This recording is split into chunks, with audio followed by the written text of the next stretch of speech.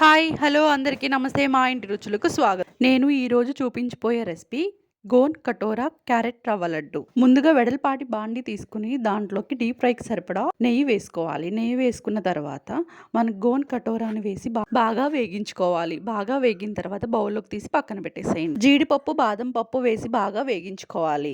వేగిన తర్వాత బౌల్లోకి తీసి పక్కన పెట్టేసేయండి. అదే బాండీలో కొద్దిగా నెయ్యి వేసుకుని బొంబాయి రవ్వ నేను ఇక్కడ పావు కిలో తీసుకున్న. కప్ మెజర్మెంట్ అయితే 2 కప్పులు తీసుకోవాలి. బొంబాయి రవ్వ నీతిలో బాగా ఈవెన్‌గా కలిసేలాగా కలుపుకొని పచ్చివాసన పోయేదాకా వేగించుకోవాలి. ముందుగా వేయించుకున్న కటోరాని నేను ఇక్కడ 25 గ్రాములు తీసుకున్నానండి. మిక్సీ జార్లోకి తీసుకుని 3 యాలకులు వేసి మెత్తగా గ్రైండ్ చేసుకోవాలి. వీడియోలో చూపించిన విధంగా ఇలా పొడి చేసుకుంటే సరిపోతుంది. పక్కన పెట్టేసేయండి. ఈలోగా రవ్వ కూడా బాగా వేగిపోయింది.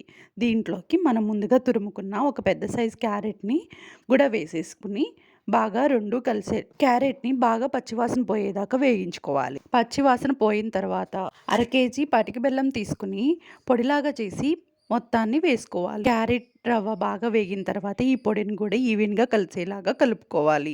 వీడియోలో చూపించిన విధంగా కలుపుకున్న తర్వాత మనం గోన్ కటోరాని మిక్సీ వేసుకున్నది పొడిని కూడా దాంట్లో వేసుకుని ఈవెన్‌గా కలిసేదాకా కలుపుకోవాలి. మొత్తం కలిసిన తర్వాత మనం ముందుగా వేయించుకున్న జీడిపప్పు, బాదం పప్పును కూడా వేసుకుని మొత్తం కలుపుకొని కొంచెం స్టవ్ ఆఫ్ చేసి చల్లారనివ్వాలి. బాగా చల్లారిన తర్వాత ఇలా మొత్తాన్ని ఈవెన్‌గా కలుపుకొని ఒకసారి కొద్దిగా పాలు తీసుకుని నేను ఇక్కడ కాచి చల్లార్చిన పాలు తీసుకున్నానండి. పచ్చి పాలు కూడా తీసుకోవచ్చు. తీసుకుని ఉండలాగా చుట్టుకోవాలి. మన రవ్వ ఉండ ఎలా చుట్టుకుంటాం సేమ్ అదే పద్ధతిలో చుట్టుకుని ప్లేట్లో పెట్టేసేసుకోండి. ఇలా తింటే చాలా మంచిదండి. ఒంట్లో వేడి చాలా తగ్గుతుందండి. ఇలా ఒకసారి ట్రై చేయండి. మా పిల్లలకి నానబెట్టి ఇస్తే తాగమని ఇస్తే అసలు తాగట్లేదండి. ఇలా నేను ట్రై చేశాను. చాలా బాగా ఇష్టంగా తిన్నారు. నచ్చితే లైక్, షేర్, సబ్స్క్రైబ్.